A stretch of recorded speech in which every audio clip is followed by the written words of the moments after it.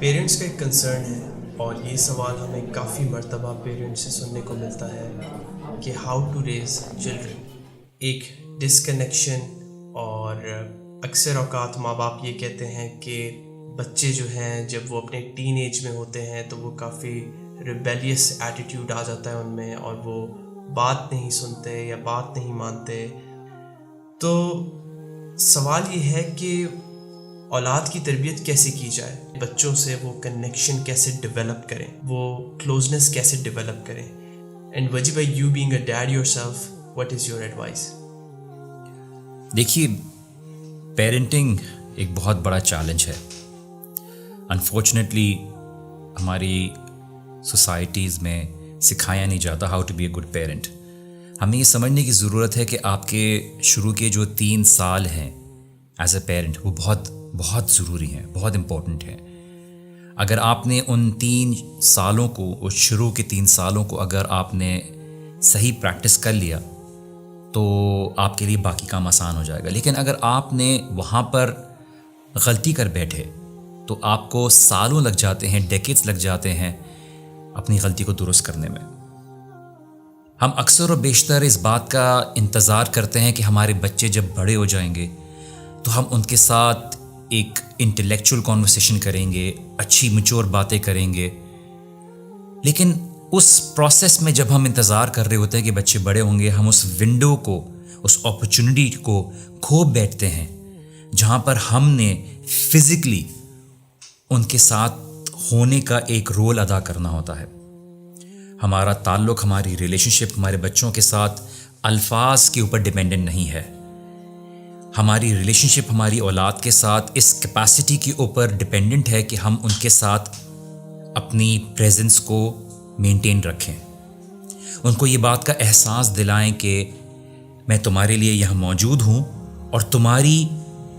Presence भी मेरे लिए बहुत वेलकमिंग है। आप अपनी बॉडी लैंग्वेज से ये बात जाहिर कर रहे होते हैं कि you mean something to me, you are very important in my life. और बच्चे बड़े स्मार्ट होते हैं, वो इस चीज़ को फील कर लेते हैं। और अक्सर और बेशतर चूँकि मदर्स अपने बच्चों की ज़िंदगी में ज़्यादा प्रेजेंट होती हैं तो वो इस प्रोसेस से गुजर के अपने आप को ट्रेन कर लेती हैं। लेकिन फादर्स एब्सेंट होने की वजह से लेटर ऑन वो अपने बच्चों के ऊपर इम्पोज करने की कोशिश करते हैं अपनी एक्सपेक्टेशंस। आपकी प्रेजेंस, आपकी मौजूदगी बच्चे को ये सेंस ऑफ सिक्योरिटी देती है। इवन अगर आप इन्वॉल्व ना हो और बच्चा अगर खेल रहा हो, अगर आप जानवरों की एग्जाम्पल लें, अगर शेर की एग्जाम्पल लें, तो बच्चे जो है शेर के खेल रहे होते हैं without the parents being involved, लेकिन पेरेंट्स वहाँ पे मौजूद होते हैं, giving the protective presence of their company. बेहतरीन गिफ्ट जो आप अपनी औलाद को दे सकते हैं वो हैप्पीनेस का दे सकते हैं। ये बात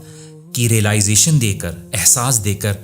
कि मैं शुरू से तुम्हारी ज़िंदगी में मौजूद हूँ, प्रेजेंट हूँ। इनिशियल स्टेजेस में बच्चों के साथ हम कोशिश करते हैं कि बहुत ही अल्फाज के साथ कम्युनिकेट करें, लेकिन हमारी बॉडी लैंग्वेज, हमारी मौजूदगी कहीं ज़्यादा डीपर लेवल पर हमारे बच्चों के साथ कॉन्वर्सेशन कर रही होती है। वो हमारे साथ एक अटैचमेंट क्रिएट कर देती है। अगर हम वो नहीं करते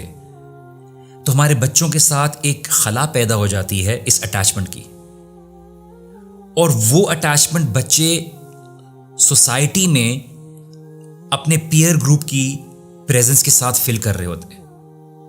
और जब ये पीयर अटैचमेंट, लोगों के आसपास की अटैचमेंट, आपने बच्चे को प्ले ग्रुप में भेज दिया, उसको वहाँ पे खेलने दिया और आपने अपनी एब्सेंस को वहाँ पे मौजूद कर दिया अपने बच्चे की ज़िंदगी में, तो बच्चे उस सोशल पीयर प्रेशर को या पीयर प्रेजेंस को अपनी ज़िंदगी में एक इम्पॉर्टेंट चीज़ समझने लगते हैं।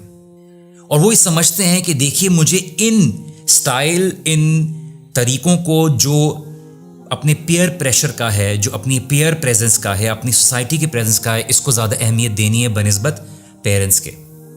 वो उसी से चलने, बात करने के तरीके को सीखते हैं। एंड इवेंचुअली जब वो बड़े होते हैं तो अपने पेरेंट्स को पुश अवे कर देते हैं आजकल काफ़ी पेरेंट्स शिकायत करते हैं कि बच्चे बहुत रिबेलियस हो गए हैं, फेसबुक पे, इंस्टा पे, सोशल मीडिया प्लेटफॉर्म्स पे ज़्यादा टाइम गुजारते हैं, अपने दोस्तों के साथ ज़्यादा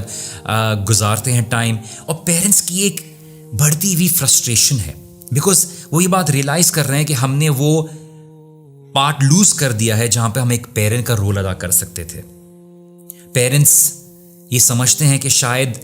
जहानत के साथ, रिस्पॉन्सिबिलिटी के साथ, ताकत के साथ हम अपने बच्चों की ज़िंदगी में एक बहुत ही इंपॉर्टेंट रोल प्ले कर सकते हैं, जबकि आप अपने बच्चे को ये एहसास दिलाना कि तुम मेरे लिए अहम हो और तुम्हारी प्रेजेंस मेरी ज़िंदगी में अहम है, इसीलिए मैं तुम्हारे सामने मौजूद हूँ। और बच्चा ये बात सीखता है, समझता है कि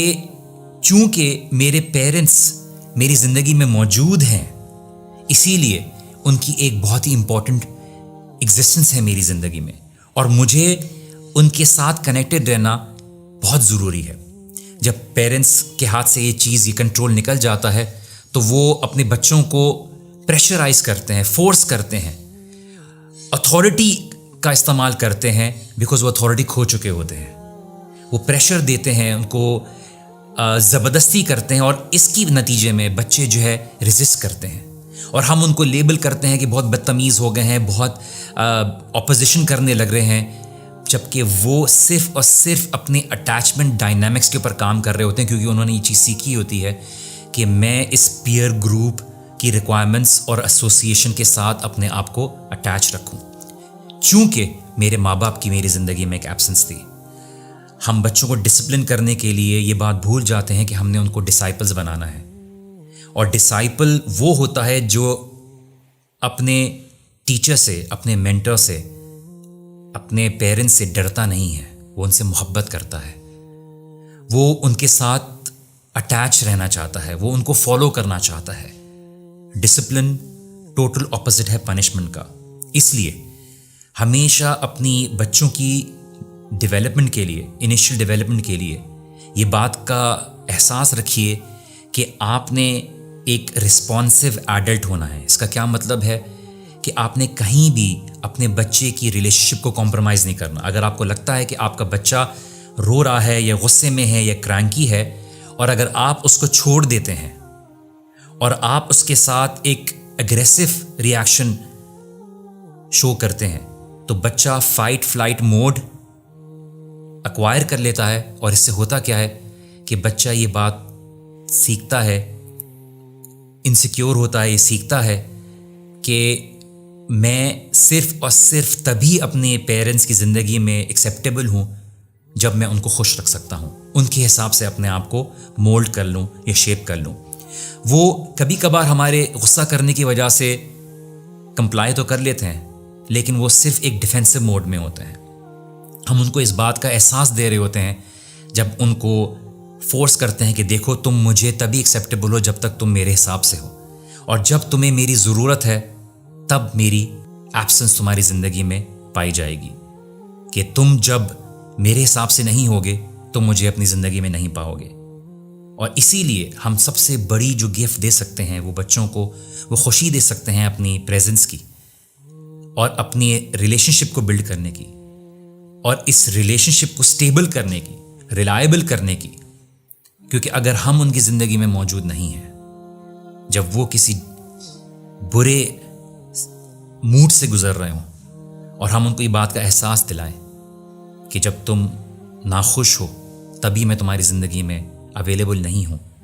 तो हमें इनको ये बात का एहसास दिला रहे होते हैं कि असल में तुम्हारे एहसासात मेरे लिए कोई अहमियत नहीं रखते।